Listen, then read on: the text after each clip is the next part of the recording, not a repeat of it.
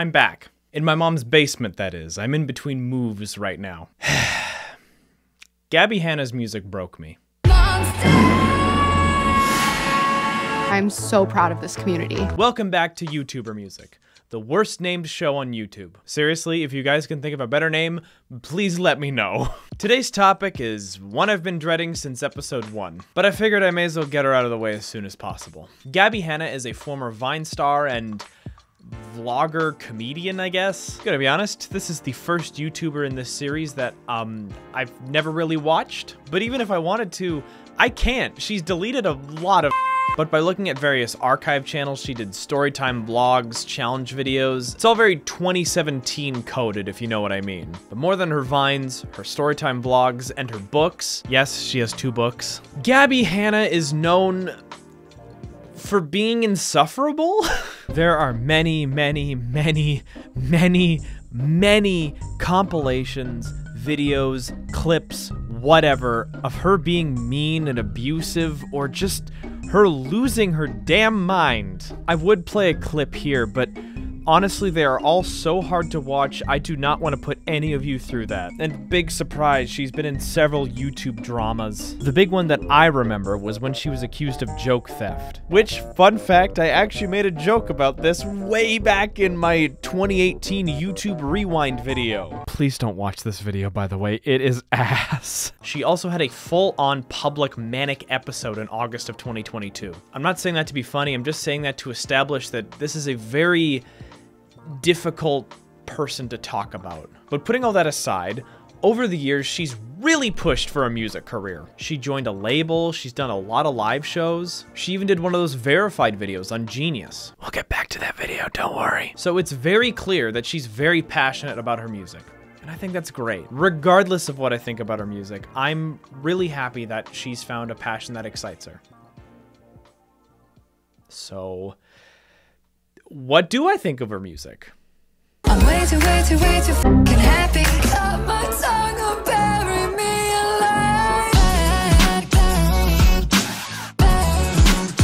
alive. Okay, so before I get started, I would like to preface how this is all gonna go. If you clicked on this video expecting a full, complete teardown of Gabbie Hanna, this isn't that. It's already a very well-worn topic on YouTube, and this video did initially start out as a very angry critic type of video. But like, I don't want to do that. That just feels wrong to me. It feels regressive, it feels mean. I may not like her music, or her as a person, but I still want to give this a fair shake.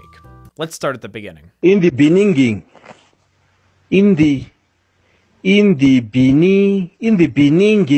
Gabbie made her musical debut with the single Out Loud, and let me tell you, it is a steaming pile of perfectly fine. Yeah, it's fine. If I heard this on the radio, I would not be surprised. My girlfriend said it sounded like it belongs in like a young adult Netflix movie, and I could not agree more. It is that average. I still taste your presence. One sweet, but it turns out. Decent melody, generic snap beat, lyrics that convey an emotion. It works. It works. It works. I mean, these days it sounds pretty dated, like they were trying to distill 2017 pop music down to a formula, but there's not much to complain about. It's a fine song. The only tiny gripe I have about this song is that synth line in the hook. Say what you mean out loud. There's also a bit of grit in Gabbie's voice that I imagine could be a problem for some people, but I like it.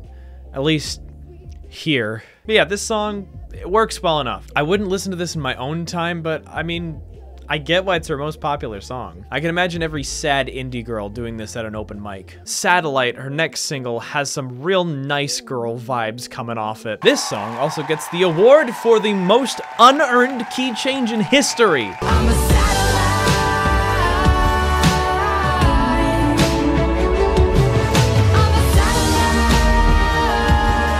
With a lot of songs, I try to immediately make like comparisons, like, oh, this song sounds like that, or this song sounds like this. And with this one, I can't decide if it sounds more like Katy Perry's Firework or Coldplay's Paradise. Also, for some reason, she just took this song down from like everywhere. I don't understand why. It's not that worse compared to her other singles. Also, for someone that's deleted a lot of her own YouTube videos, it's interesting that this is the only song she's deleted off streaming so far. Imagine the day after I put this video out, she just deletes her entire catalog. Her next single, honestly, is way harder and more aggressive. Say you're talking to me honestly, but you're lying to me constantly. Oh. And it's, I don't know what to think about this one. I mean, it's definitely an interesting switch up, but I'm not sure this style works on her well. I don't really think this is her vibe. I hope she doesn't continue down this path.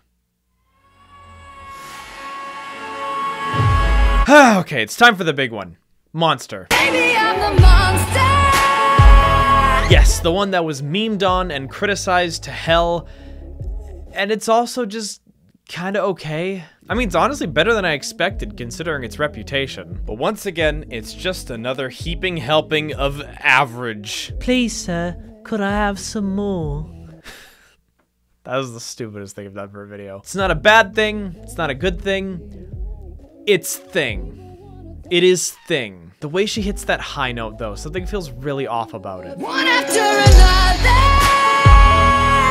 Also, I will say this is the kind of song that gets more bland the more you listen to it. It doesn't really go anywhere interesting lyrically or musically. It just has kind of the same up and down movement with like a verse, chorus. And I really start to feel this emptiness seep in. One of the reasons why this was memed so much is because Gabbie did a genius video for this song, like I mentioned before. And, well, how did that go? So what if I'm the monster that's been here all along? That's bad. So, the reason this sounds so odd is because when she hits that high note, they switch to the boom mic audio of this recording. Because I'm guessing the way that Gabbie sung it, it clipped the hell out of the mic, which resulted in what you just witnessed. That was the most memed part of the video. The rest of the video is not great. Like, the point of these genius videos is for songwriters to go more in depth on their lyrics and what their lyrics mean. But these lyrics are so self-explanatory, they don't need an in-depth explanation. I'm not even saying they're bad lyrics, they just don't warrant a 5.5 minute video breaking them down. Oh, wait, there's something I want to talk about first. This isn't a sponsor, this is actually something that you guys could help me out with. As someone who talks about music on the internet, I've gotten this type of comment a couple times. How can you critique someone's music when you haven't even made music yourself?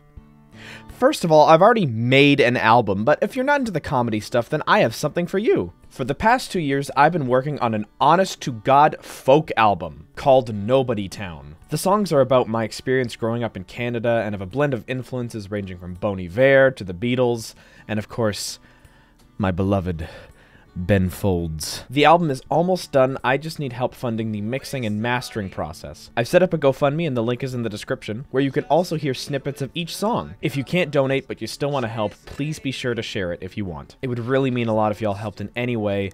This album is a big passion project that I'm really proud of, and I think you guys are gonna love it. Anyway, back to the video. Hi, it's definitely not a couple weeks later, and my girlfriend is definitely not sitting across the, yeah, there she is. Say hi, honey. Hi, honey. I didn't know you were gonna say that. My girlfriend's playing Valheim in the background while I film this, by the way.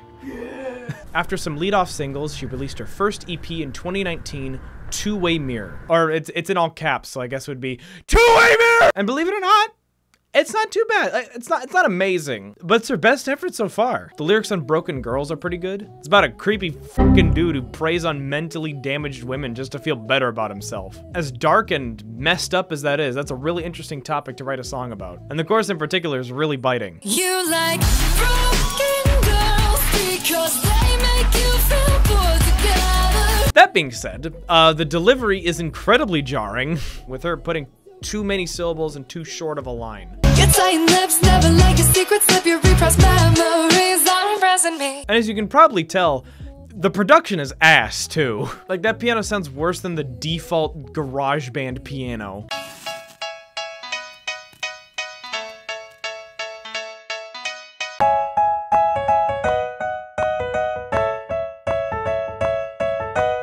Did they get this beat off Etsy? Not Etsy, hold on. What's like a really shitty, unexpected place to get a beat from?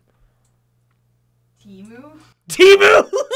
Did they get this beat from Temu? That's brilliant. Butterflies uses my least favorite writing trope of referencing the fact that it's a song. Gave it our best shot, but we just missed the mark.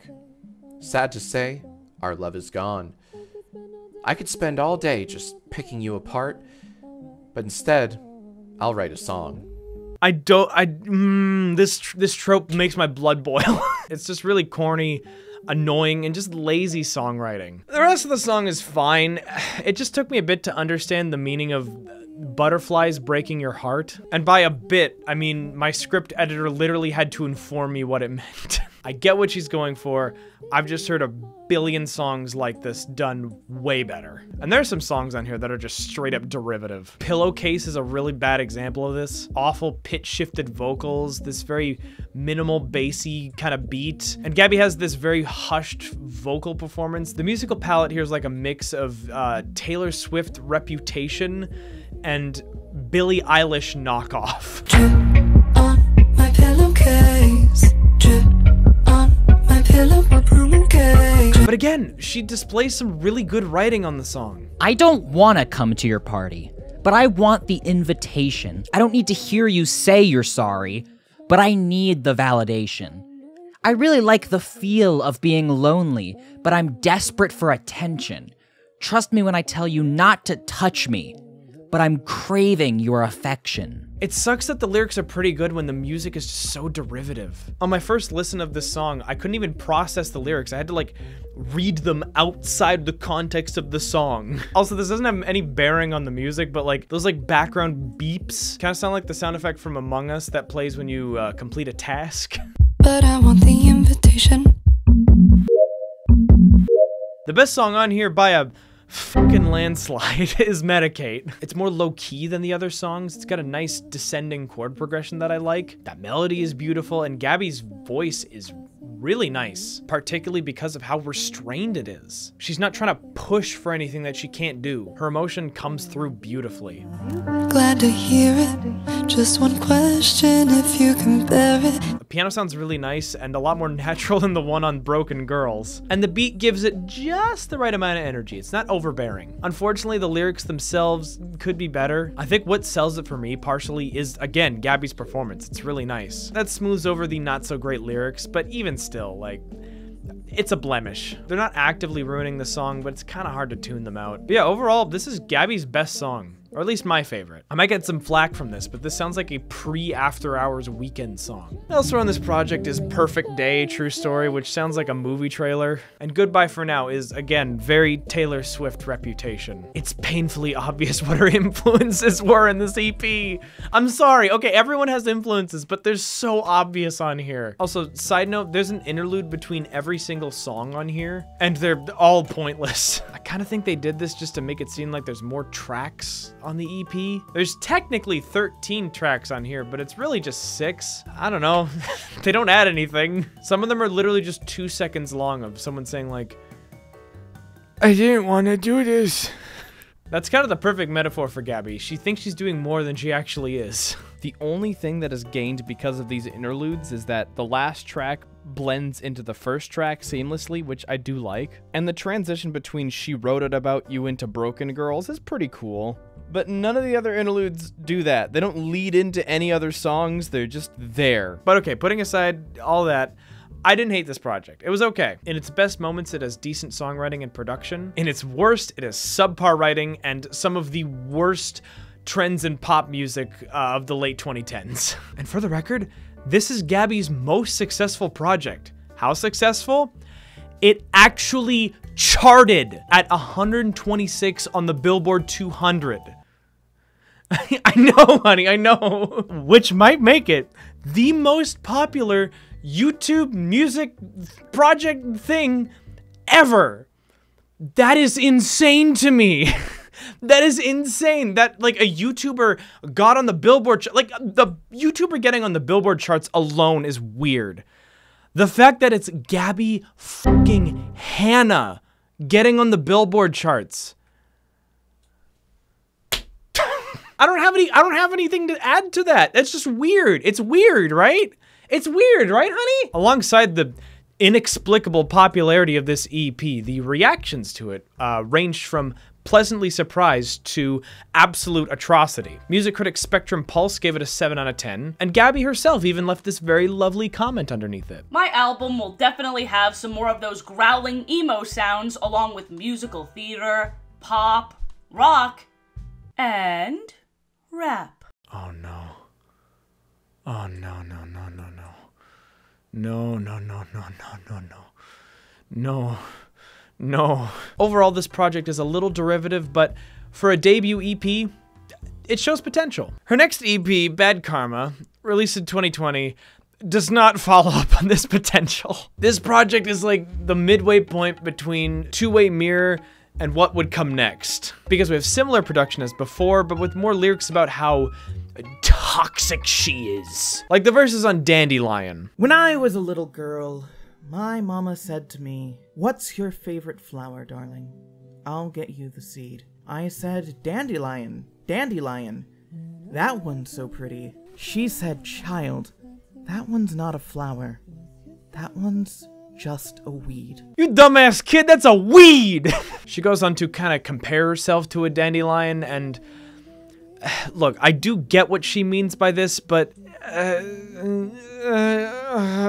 it's not super effective on the execution. Lyrically, it kind of reminds me of Satellite. Both songs are about feeling like left out or like too different to fit in, but the lyrics are very vague in their meaning. Like the metaphor's there, but she doesn't really go all that deep with it. Like as you can tell, verse 1 is based off a very real conversation that Gabbie had with her mom, which, I mean, yeah, that's fucking messed up. Like holy shit. But that's kind of the only resonant part to me. She doesn't go any further with that. She doesn't talk about like her mom or anything. Whatever she wants to go into on her songs is up to her, but like, I feel like that could have been a better avenue for her to go down on than the one she did go down on. Like this line right here. "Then my fragile flower turned into a ball of gray, so I took a breath and made a wish and blew them all away." See, that line's really good, but it's right next to "What's that thing they say about a rose by any other name?" which is one of the clunkiest lyrics I've ever heard. So we have one verse detailing a very sad memory between Gabbie and her mom,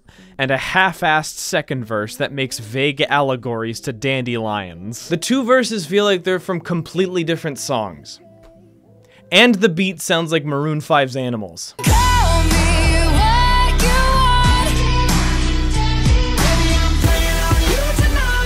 I really don't have much else to say about this EP.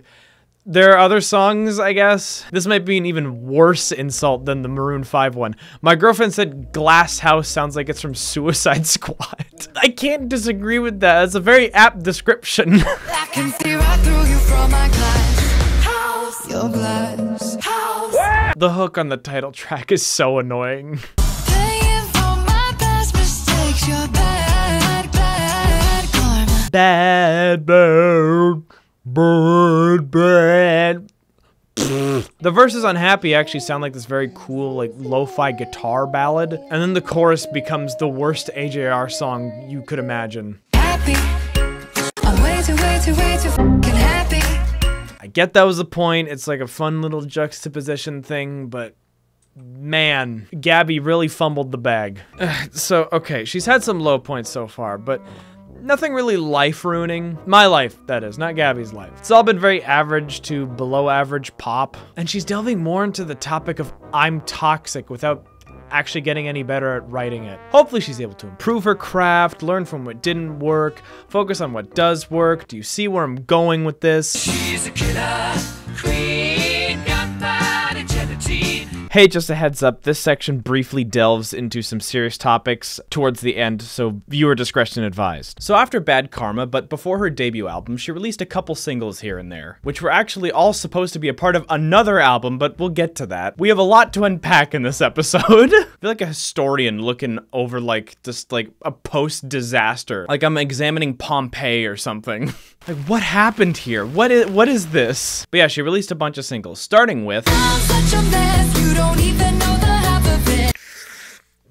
pop punk. Gabbie Hanna did a pop punk song. And they all think that you should leave me bleeding. What? What the hell? Why does she sound like Celine Dion? She straight up sounds like Celine Dion trying to do pop punk. The song's okay, I guess, aside from whatever the hell she's doing on the mic. What is interesting is that she put this out before Olivia Rodrigo made her debut and before MGK made his pop punk debut. So I guess you could say she's a trailblazer for modern pop punk.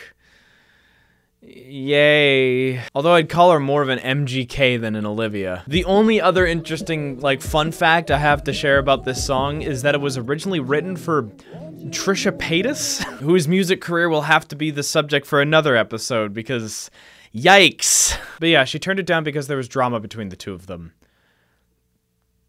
Cool. Gosh, I'm so tired. I'm so tired of this. Shut Me Up is another song with an admirable concept, but with questionable execution. It's about a toxic partner who keeps putting her down and telling her to shut up. And it's another dive into rock, which was bad enough the first time, and this is not an improvement. I do like her dressing up as a trad wife for the music video. It plays into the themes of the song pretty well. Moving on from that, we have Anti-Social.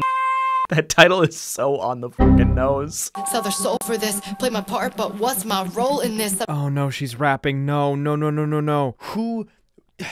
Who let her do this? First pop punk, now rap. She really is the reverse MGK. Or sorry, no, this isn't rap, it's spoken word. I don't mean to downplay the issues and the personal struggles that Gabbie talks about in this song. And this goes for a lot of Gabbie's discography. The lyrics do talk about very sensitive topics, a lot of personal issues, and I'm not saying that those feelings aren't valid. It's just that maybe she shouldn't address all these insecurities like this. My apprehension and objection is the viral infection of dollars and followers in place of affection. What I need is a human connection, not blue light and a foggy reflection of my misconception of my own perception, a result of way too much introspection. Wow.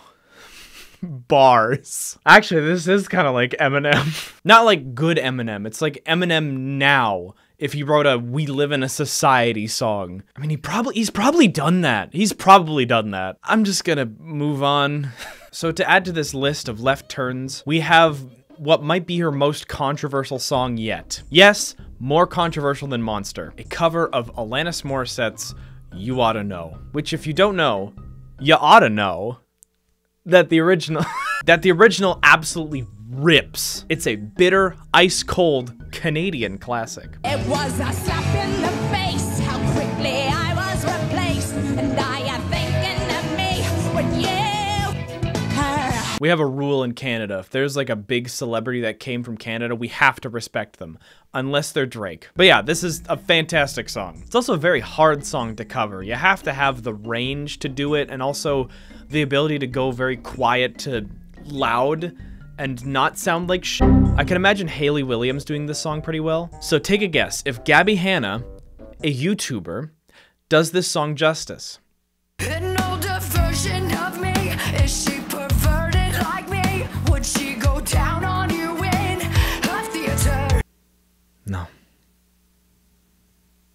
No. Oh man. Gabbie is trying so hard with this song, but it just doesn't fit her voice. To the point where they had to put a ton of effects on it, but that makes it sound even worse.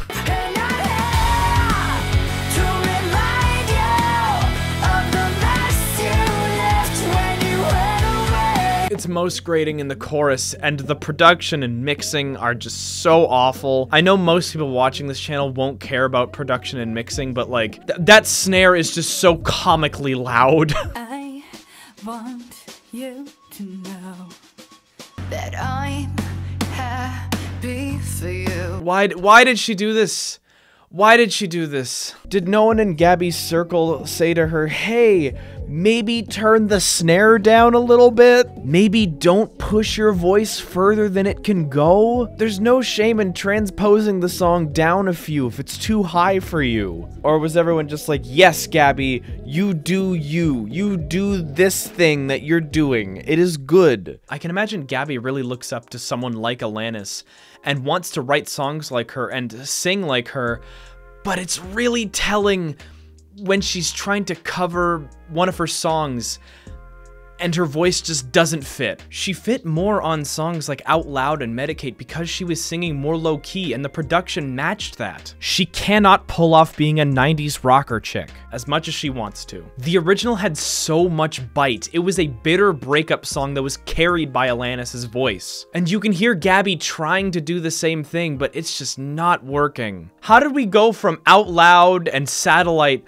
to this? What happened? Also, apparently she like harassed and bullied people into listening to this song. I don't know anything about that. That's just what the comments told me, along with some other gems. The original gives me chills. This is just like a warm beer. Honestly, this is like that one girl at the bar who took karaoke very seriously. Yeah, if you couldn't tell by those comments and that dislike ratio, this is the real point where people started to turn on Gabbie's music. I mean, she had her fair share of haters before, especially with that monster meme, but they were never as vocal as they were when this song released. I think that's something that doomed her music career from the start, is that she was memed so much. They say that all PR is good PR. People can make a career out of a negative reputation, but when one of your first singles becomes such a meme and people clown on it, that really curses your reputation going forward. People are just gonna see you as a meme, especially the kind of meme that Gabbie became. When people were laughing at the monster meme, they weren't laughing with Gabbie, they were laughing at Gabbie. It's not impossible for someone to break out of that meme status, and Gabbie Hanna certainly tried. For a brief period, she sold t-shirts that were a reference to the monster meme, but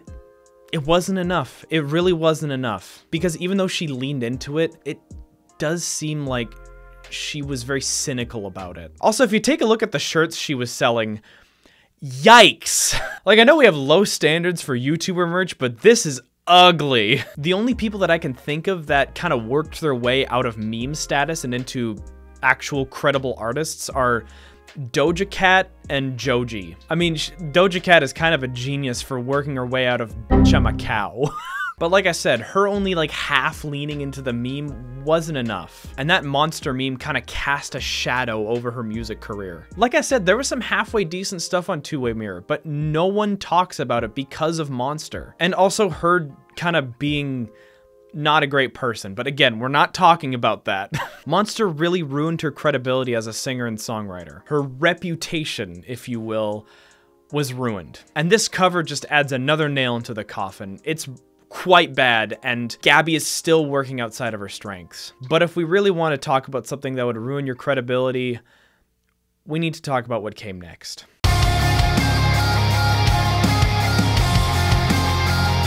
Released in July of 2022, Trauma Queen is Gabbie's full-on dive into nu metal.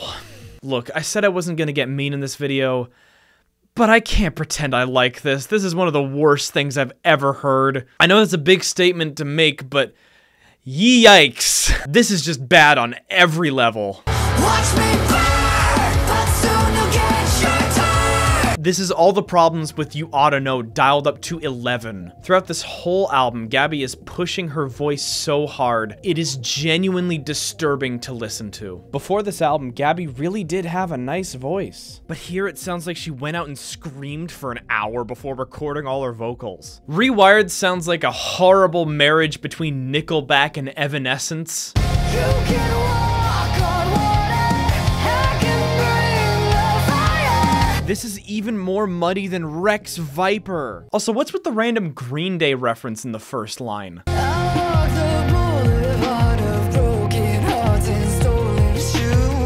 Rewired is pretty much the blueprint for the rest of the album. Gabbie straining her voice, singing about how toxic she is over what sounds like a dollar store Linkin Park. Trouble actually has a decent melody, but could have used an actual rock vocalist on it. There are moments on this album where Gabbie is not screaming her lungs out, like the first half of the opening track Stone Heart, as well as Runaway, which actually kind of sounds nice, especially that arpeggio synth. So we can fight some more. This sounds nothing like the rest of the album, and it's one of the best songs on here. Granted, the lyrics are about being toxic, which again is the only theme on this album, but at the very least, it's from a different perspective. On this song, she's recognizing how bad her and her partner are for each other, and she wants him to run away, but the way it's written is like a really bad joke. Run away, It's corny as hell. Like, oh honey, don't walk away from me. Run away. It's like a country song, but like corniness in country music is kind of what adds to its charm. Here it just sounds really melodramatic, and the instrumental, even though I like it, is not helping. Verse 2 especially is like high school poetry class. Warning Shots has this grating robot voice on the hook. You heard the warning shots. And Hang-Ups is, again, like discount Evanescence. Head in the Clouds actually switches things up with an acoustic guitar, but in a cruel twist of fate, her voice is the most grating on this song. Took a nap, took a walk, then I took a shit. But we get a silver lining on, well, Silver Lining, where Gabbie's voice isn't as hoarse, and it's actually kind of nice. Makes me wanna get struck by lightning, but I kinda like it. Ooh, Daddy Lightning, strike me down. I've been a bad boy.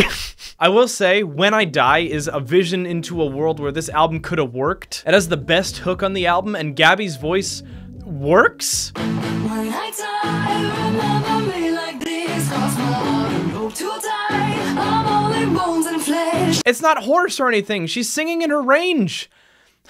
It's a miracle! I'm gonna piss off a lot of people by saying this, but it kind of reminds me of a Rina Sawayama song. But the closing track, Happy in the End, is maybe the most embarrassing song on here. It's this emotional piano ballad, and Gabbie is like sobbing throughout the track. Might just disappear. I imagine it's to make the song feel more raw and intimate, but it's so melodramatic. Ugh. I know I did things wrong, but that's why I wrote this song. It feels like she's like breathing down my neck. And again, her voice is still raspy. It's still so hoarse. Stole my silver lining. What does it mean? What does it mean?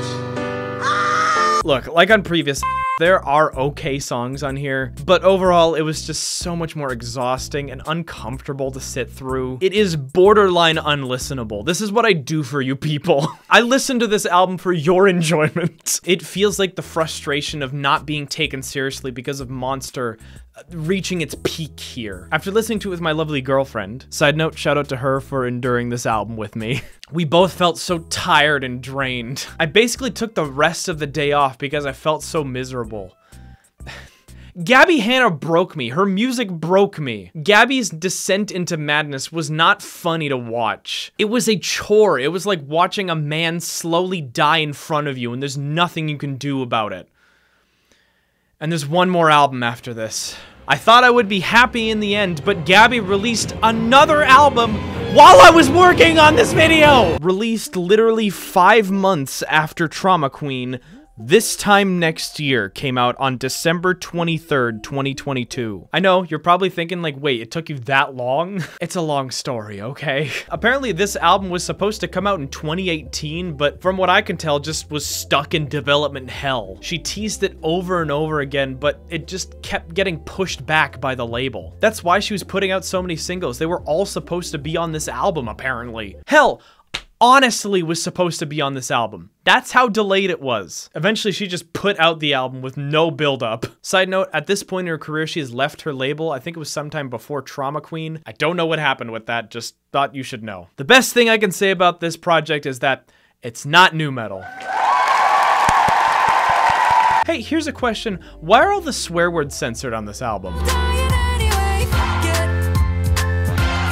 They weren't censored before, why now? Given at some point she became a born-again Christian, that's probably why. Sorry I'm late annoys me right out of the gate. Hey, that rhymed.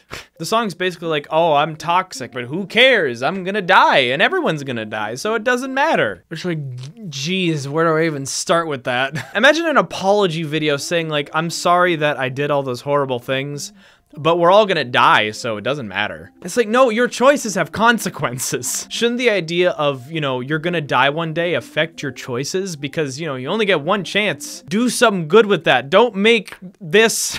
But who cares? We're all dying anyway. Fuck it. This sounds like edgelord Meghan Trainor. It's an oddly nihilistic way to start an album, more than any other Gabbie song. Easy is pretty bleh as well, but the best part comes near the end, where there's like a voice in the background that sounds like someone vomiting. Tighten now, hope that you don't suffocate. It is the hardest I've ever laughed at anything Gabbie Hanna related. X is another example of too many lyrics stuffed in too short of a line. I keep bringing it up. It's a big issue with Gabbie's music. I think this is the downside to making pop music as a poet first. In poetry, rhythm isn't treated the same way as it is in pop music. Also, this is just a personal thing, but for the most part, I don't really like when people like pitch down or pitch up their vocals. It gets on my nerves. I like the beat though.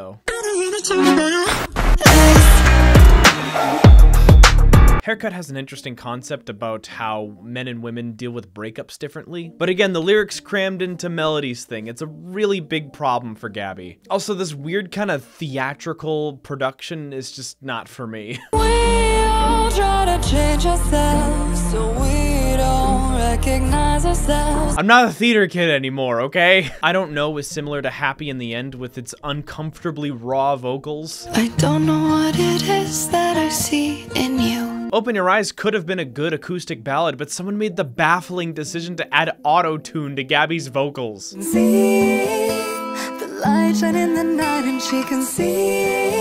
I'm not against auto-tune, but this use of it just baffles me. Also, the verses in this song tell very dark stories of a random assortment of people, I guess? I don't know if I like the lyrics or not on this one. Okay, so I've brought this up a couple times, but this next song illustrates a big problem with Gabbie's music. The lyrics on Today are actually pretty compelling. The themes of mental health and are dealt with very well on this song. When you look to the horizon and the sky is turning gray.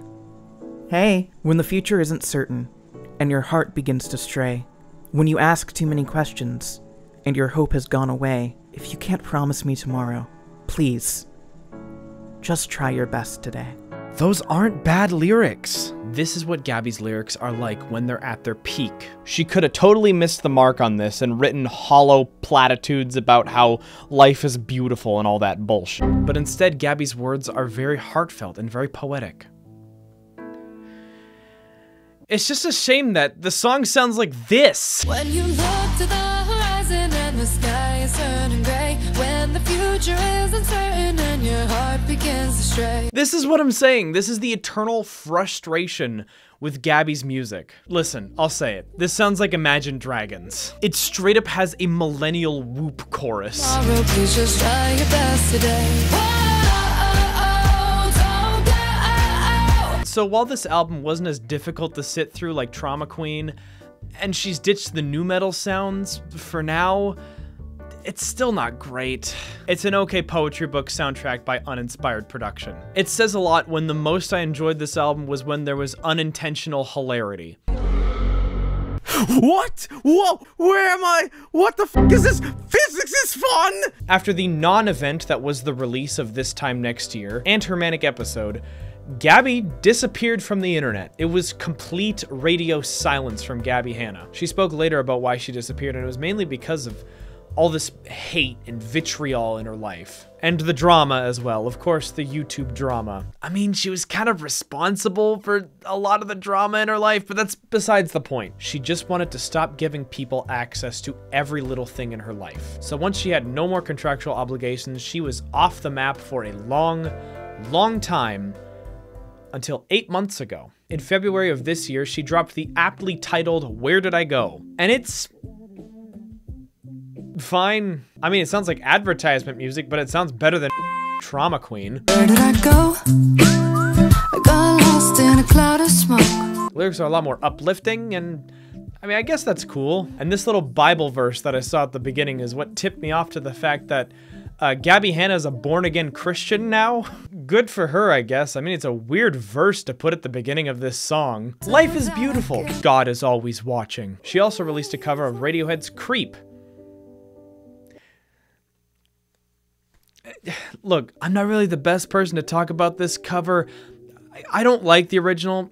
never have, and Gabbie isn't making me a fan. If you've heard one sad piano cover of this song, you've heard them all. Except here, Gabbie is still pushing her voice too far. Gabbie, you need to stop! Then after that, she put out Everlasting Love, and it's also fine. I'm glad she's singing where she's comfortable now. For her sake and for my ears' sake. The beat is okay, but these lyrics are a little rough. Speaking of rough, her next 3 songs, My Son, Alone in the Universe, and Exodus, are her first into contemporary Christian music. Yikes! Is Gabbie Hanna gonna make a Christian album? Because I am tapping out if that happens. I can't tell if that'd be better or worse, because these are capital B bland.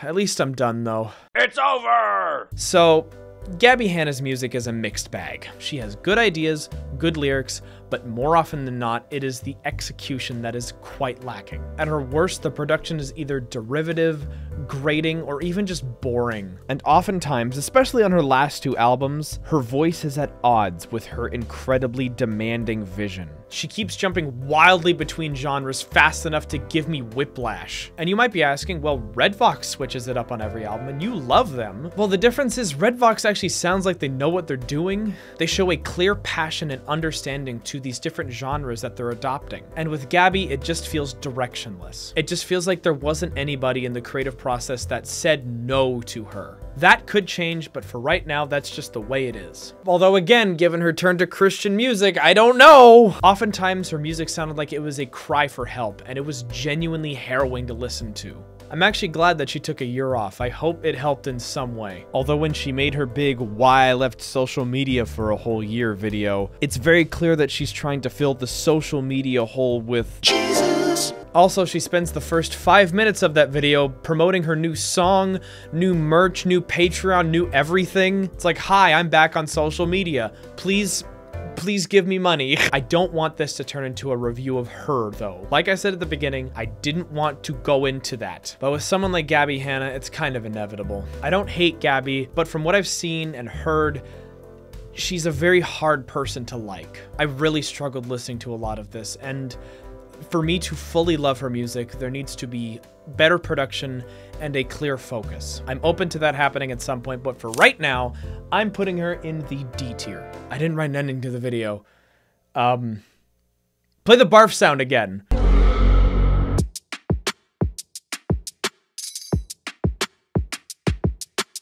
Gave it our best shot. Let me try that again, sorry. Trust me when I tell you not to touch me, but I'm craving your affection. And that is how it's done, ladies and gentlemen. End rap. Alright, I'm gonna try to read this, and hope it all goes well. My apprehension and objection is the viral infection of dollars and followers in place of affection. The original gives me chills. This is just like a warm beer. Honey, give me a good outro for this video. Goodbye. You're gonna have to give me more than that, honey. Adeus. Adios. Uh-huh. Sayonara.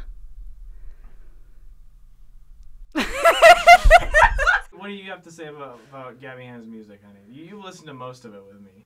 Whew, where do I begin? You know, I think Gabbie Hanna has potential. It's just that it's underneath a lot of and huh?